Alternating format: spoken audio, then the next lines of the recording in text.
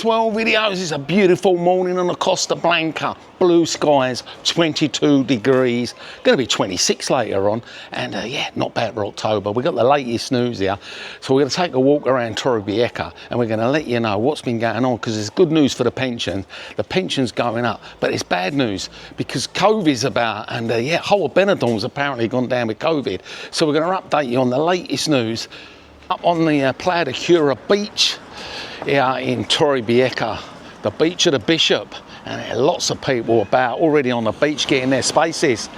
But like I say, there is good news for pensioners. There's been an increase on the pension payments, and if you want to know what kind of payments you get when you're living in Spain and the age of retirement, I'm going to go through that right now with you.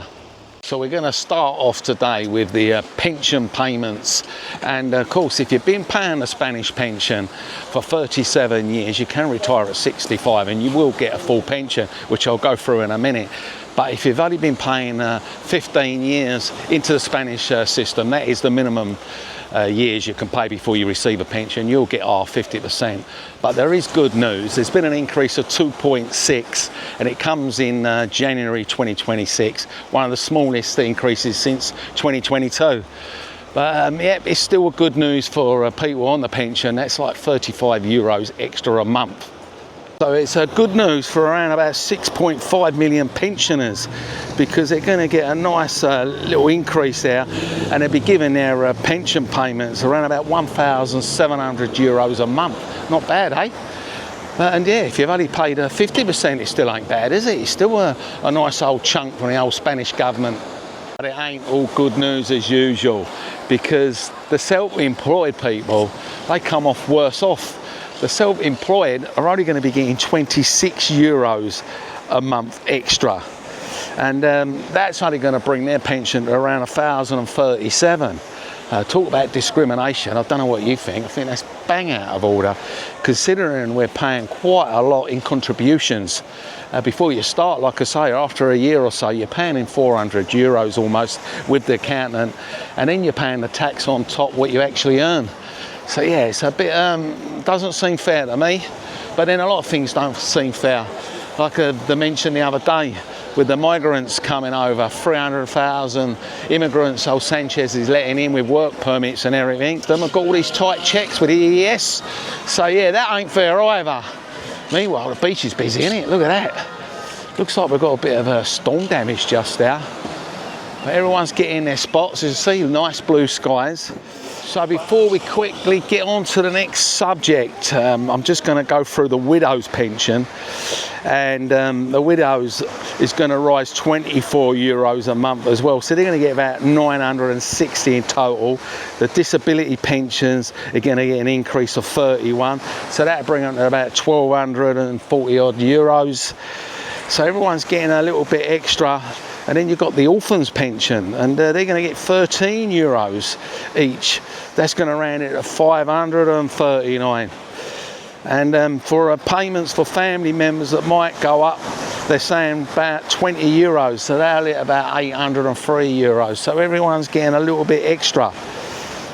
So that is the pension payments. I don't know what you think about them payments, Spanish payments, whether it's a lot better than the UK. The other good news, of course, is the Spanish economy is booming. You know, I mentioned so many times. It's rising a lot higher than they think. It's outperforming the rest of Europe. And you can see in this chart up there, you can see the chart of where it's performing a lot higher than what they've predicted. Spain's become the fastest growing economy in the last 2 years. That's according to the International Monetary Fund, which is way up what is actually predicted. It's all good on the old Spanish front with the old GDP, with the tourist boom and everything. I don't know if it's going to stay a tourist boom with all these rules and tighter restrictions bringing in, but we'll wait and see if it increases anymore. But the biggest worry we've got at the moment is COVID, and on the Facebook groups all you're hearing about is Benidorm.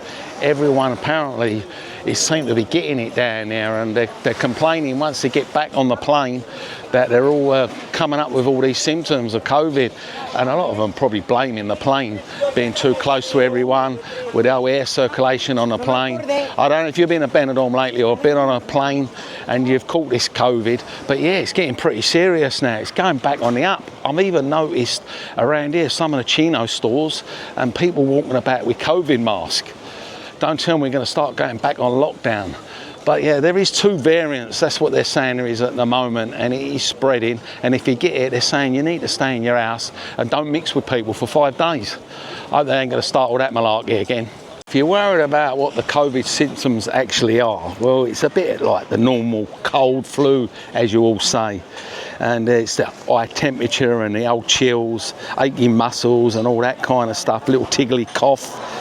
You know, and then you start getting diarrhea and you lose your taste and smell, heavy breathing, you know, all that kind of stuff. Aching body, don't fancy eating, which is pretty good really. If you want to lose a bit of weight, get a dose of the COVID and yeah, it's like going on a fasting diet, isn't it? Years ago, we identified all this as the flu going around. Of course, it's called COVID now. And like I mentioned, there is 2 strains. So I'm going to tell you the 2 strains they're actually coming out with now. Got the first strain is called the MB, which, as you probably know, it's called Note when you're shorting it, but they're calling it the Nimbus. The Nimbus variant that is circulating. And that's the one they're saying that's just giving you the typical sore throats and a runny nose and all that kind of stuff.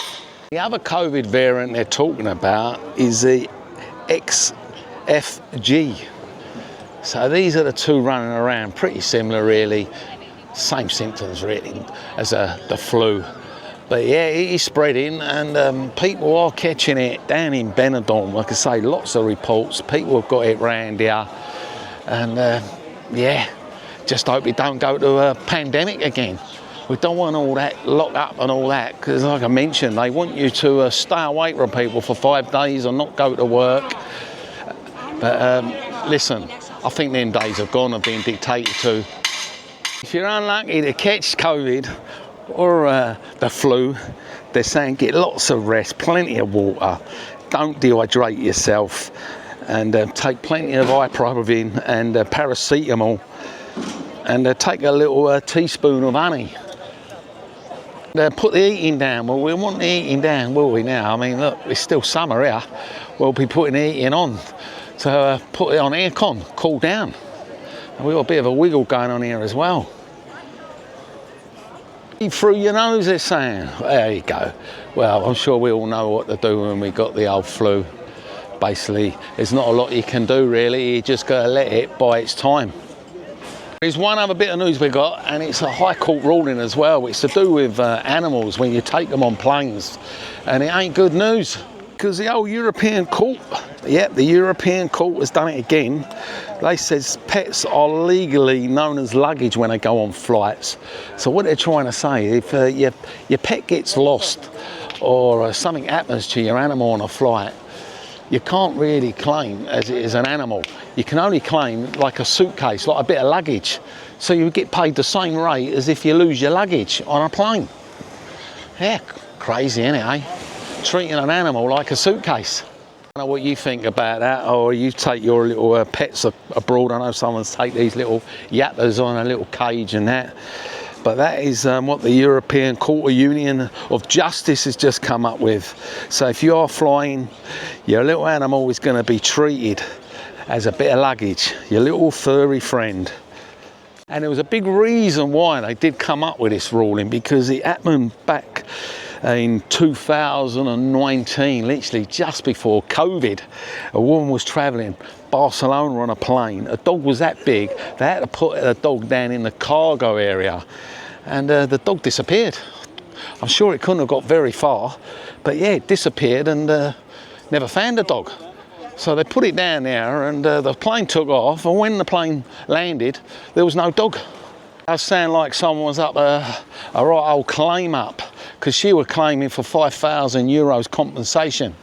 And the airline did accept responsibility, so they did feel like the heartbreak the woman suffered, and they actually give her like 5 grand, just like that. Well, that's all stopped now because it's a European law that's just come in. No longer, you're just treated as a suitcase. Basically, if you are flying, it's best to check the airline's policies, make sure what the cover is on animals, because you don't want that to happen. Disappearing on a plane, or unfortunately the dog dies. But all because the dog was too big and it had to go down below in the cargo. So that is all today's news. Let us know what you think about it. COVID on the way back, really? I don't know if any of you have had a bit of a sniffle or know people that have got it, but he's definitely seeing more people about, like I say, in the shops, and a few bus drivers I've seen with the old mask. Scary times ahead. And the pension. Well, the Spanish pension does seem okay, but they're making the self-employed suffer again.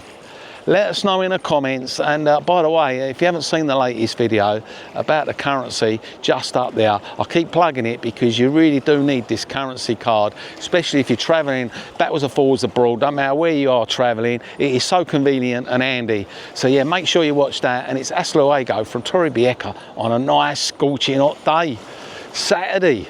And look at it, absolutely beautiful blue sky.